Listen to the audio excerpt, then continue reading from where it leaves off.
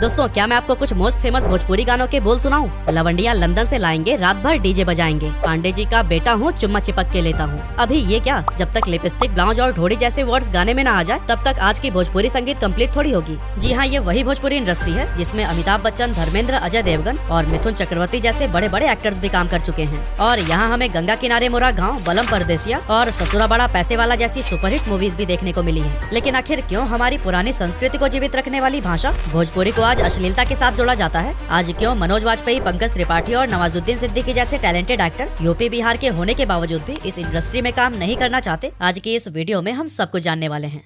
दोस्तों, बीते कुछ डेकेड्स में भोजपुरी फिल्म इंडस्ट्री ने काफी तेजी से ग्रो किया है। आज बिहार, यूपी, झारखंड, पश्चिम बंगाल, गुजरात और मुंबई समेत मॉरिशस जैसे देशों में भी भोजपुरी इंडस्ट्री को चाहने वाले करोड़ों लोग हैं। लेकिन भले ही पवन सिंह, दिनेश लाल यादव, रितेश पांडे और खेसारी जैसे भोजपुरी स्टार्स के सॉन्ग्स को यूट्यूब पर लाखों करोड़ों व्यूज मिलते हों, लेकिन सच्चाई यही है कि इनके गाने बिना हेडफोन लगाए तो सुनने लायक ही नहीं होते हैं। यही वजह है कि भोजपुरी फिल्मों या गानों का जब भी जिक्र होता है तो लोगों के दिमाग में सबसे पहले डबल मीनिंग डायलॉग्स और अश्लीलता से भरे गाने ही आते हैं। ऐसे में सवाल ये उठता है कि क्या बीते कुछ डेकेड्स में ही भोजपुरी फिल्मों और गानों में अश्लीलता और डबल मीनिंग डायलॉग्स आए हैं, या फिर भोजपुरी इंडस्ट्री का इतिहास ही हमेशा से ऐसा रहा है? अब इस पॉइंट को समझने के लिए हमें भोजपुरी सिनेमा की हिस्ट्री में झांकना होगा। तो दोस्तों, देश के पहले राष्ट्रपति डॉक्टर राजेंद्र प्रसाद एक फिल्म फेस्टिवल के दौरान एक्टर और स्क्रीन राइटर नजीर हुसैन से मिले और तब उन्हें पता चला कि हुसैन साहब यूपी और बिहार की सीमा से सटे गाजीपुर के रहने वाले हैं। ऐसे में डॉक्टर राजेंद्र प्रसाद ने उनसे भोजपुरी भाषा में फिल्म बनाने को कहा। एक्चुअली राजेंद्र प्रसाद भी बिहार के ही थे और भोजपुरी से उनका खासा लगाव था। हमारे पहले राष्ट्रपति के रिक्वेस्ट पर नजीर हुसैन ने भोजपुरी की पहली फिल्म गंगा मैया तो है पियरी चढ़ाई वो लिखी और इस फिल्म को भोजपुरी में लिखने के बाद वो डायरेक्टर बिमल राय के पास पहुंचे तो उन्हें कहानी तो बहुत पसंद आई, लेकिन वो इसे भोजपुरी में नहीं बल्कि हिंदी में बनाना चाहते थे। मगर नजीर हुसैन ने इसे भोजपुरी में ही बनाने का फैसला किया। बिमल राय के ऑफर को ठुकराने के बाद नजीर हुसैन को लंबे समय तक अपनी फिल्म के लिए डायरेक्टर की तलाश करनी पड़ी और उन्हें मुंबई में कोई भी ऐसा डायरेक्टर ही नहीं मिल रहा था जो कि उनकी फिल्म में पैसे लगाने को तैयार हो। लेकिन बाद में आगे चलकर एक कोयला व्यवसायी और सिनेमा हॉल ऑनर विश्वनाथ प्रसाद साहबादी इस फिल्म में पैसे लगाने के लिए तैयार हो गए और इसका बजट फिक्स किया गया 1,50,000 रुपए। लेकिन फिल्म के तैयार होते होते इसमें 5 लाख रुपए खर्च हो गए। कंप्लीट होने के बाद 1963 में इस मूवी को रिलीज किया गया और ये सुपर डुपर हिट साबित हो गई। उस टाइम इस फिल्म ने 80 लाख रुपए का बिजनेस किया था और खूब वाहवाही बटोरी थी। इस तरह से भोजपुरी सिनेमा की शुरुआत तो बहुत कमाल की हुई, लेकिन पिछले कुछ सालों में इस इंडस्ट्री की शक्ल इतनी बिगाड़ दी गई कि आज भोजपुरी फिल्मों को हम फैमिली के साथ बैठकर देख ही नहीं सकते। अब क्यों आज भोजपुरी फिल्मों को अश्लीलता के साथ जोड़ा जाने लगा है और क्या है भोजपुरी इंडस्ट्री के इस डाउनफॉल की वजह, चलिए जानते हैं।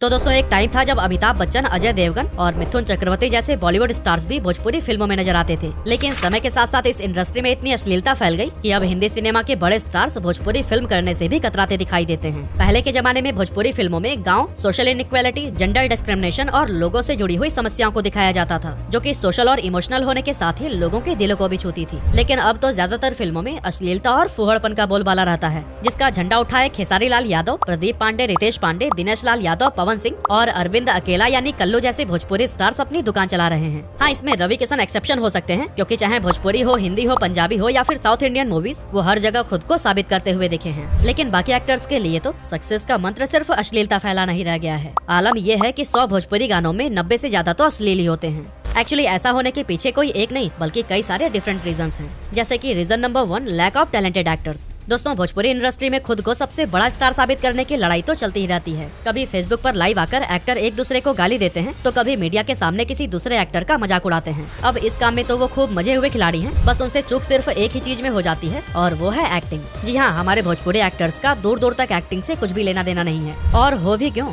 जब अच्छी एक्टिंग आना भोजपुरी फिल्म इंडस्ट्री में एंटर करने के लिए जरूरी ही नहीं है। अब अगर आप भोजपुरी इंडस्ट्री में एक्टर बनना चाहते हैं तो आपको किसी भी एक्टिंग कोर्स में पैसा बर्बाद करने की जरूरत नहीं है, न ही थिएटर करने की और न ही मॉडलिंग जैसा कोई मुश्किल काम करने की। अगर आपको थोड़ी बहुत सिंगिंग आती है तो बस आप इस इंडस्ट्री के लिए एक बेस्ट चॉइस माने जाएंगे। इतना ही नहीं, आप जितना ज्यादा वल्गर गाने गाएंगे उतनी ही जल्दी आपको सफलता भी मिलेगी। जी हाँ, अफसोस की बात है, मगर कुछ इसी तरह की मेंटालिटी के बेस पर ही आज पूरी भोजपुरी इंडस्ट्री खड़ी है। Reason number 2, promoting vulgarity. सिर्फ एक्टर ही नहीं बल्कि एक्ट्रेसेस की भी अगर बात करें तो भोजपुरी फिल्म में एंटर करने के लिए उन्हें भी एक्टिंग स्किल्स की जरूरत नहीं पड़ती। यहाँ पर उनकी एक्टिंग नहीं बल्कि उनकी बॉडी को देखा जाता है कि आखिर वो कितना दिखाने के लायक हैं। उन्हें बस वल्गर गानों पर नाचना और अपनी बॉडी को एक्सपोज करना आना चाहिए। यही वजह है कि 1-2 हीरोइनों को छोड़कर भोजपुरी फिल्म इंडस्ट्री में आपको जितनी भी एक्ट्रेसेस देखने को मिलेंगी उनकी बॉडी साइज बेडॉल होती है और उसे ही एक्सपोज करके फिल्म प्रोड्यूसर्स पैसे कमाते हैं। अब दोस्तों, भले ही ये एक्ट्रेसेस मेल एक्टर से ज्यादा बेटर एक्टिंग कर सकती हूँ, पर इनका इस्तेमाल सिर्फ वल्गैरिटी फैलाने के लिए ही किया जाता है।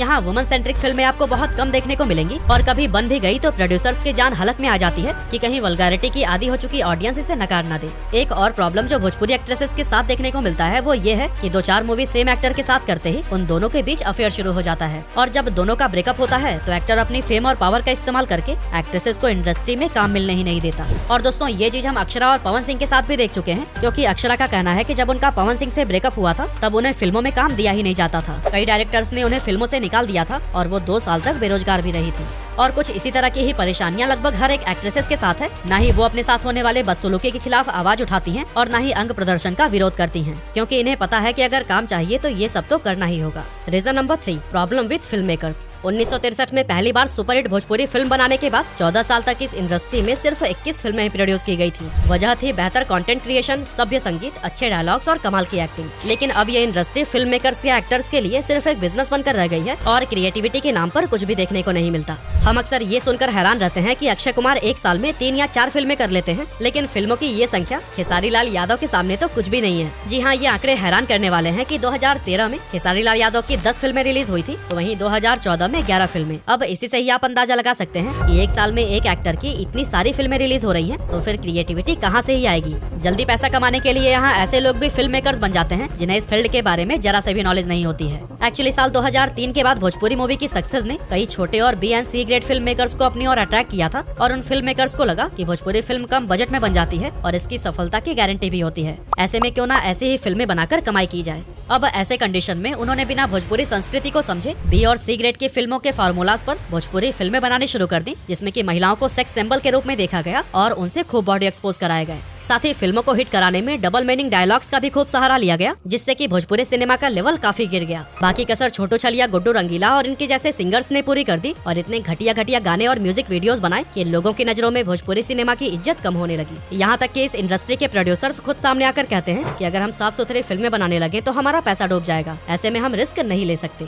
Reason number 4, casteism. नंदवंशी के राज चली, पंडित जी के राज चली, चौहान जी के राज चली, ये सभी चुनावी नारे नहीं है, ये सभी तो अलग अलग भोजपुरी सॉन्ग्स के टाइटल हैं। जी हाँ, ऐसे ही दर्जनों सॉन्ग्स जो अलग अलग कास्ट का राज दुनिया में कायम होने का अनाउंस करते हैं, इन दिनों खूब सुने जा रहे हैं। इस समय बदनाम भोजपुरी एल्बम इंडस्ट्री का ये नया ट्रेंड चला हुआ है, जहाँ सिंगर्स अब एरोटिक सॉन्ग से जाति की ललकार लगाने वाले गानों की तरफ शिफ्ट होते नजर आ रहे हैं। भोजपुरी फिल्म इंडस्ट्री में कास्ट पर बेस्ड सॉन्ग बनाने की ट्रेंड की शुरुआत भोजपुरी के जाने माने सिंगर टुनटुन यादव ने की थी। साल 2021 में उन्होंने एक गाना गाया था जिसके लिरिक्स थे, 6 की 6 गोली उतार देली छाती में, पावर होला खाली अहिर जाति में। हैरानी की बात यह है कि ये सॉन्ग सोशल मीडिया पर आते ही छा गया और इसे जमकर पॉपुलैरिटी मिली। इस गाने के ऊपर यूट्यूब पर 42 मिलियन से भी ज्यादा व्यूज हैं और कहा जाता है कि इसके बाद से ही भोजपुरी इंडस्ट्री में जातीय गानों की बाढ़ सी आ गई। फिर चाहे खेसारी लाल यादव हो, गुंजन सिंह हो, समर सिंह हो या फिर पवन सिंह, सबने कास्टिज्म पर बने गानों को बहुत ही बुरी तरीके से ऑडियंस के सामने प्रेजेंट किया। दोस्तों, आज बिहार और यूपी समेत कई राज्यों में फैली भोजपुरी सिनेमा इंडस्ट्री लगभग 2000 करोड़ रुपए की है, जिसमें हर साल 60 से भी ज्यादा मूवीज बनाई जाती हैं और इतनी बड़ी फिल्म इंडस्ट्री होने के बावजूद ये अश्लीलता के बल पर ही सफल होने की कोशिश करती दिखती है।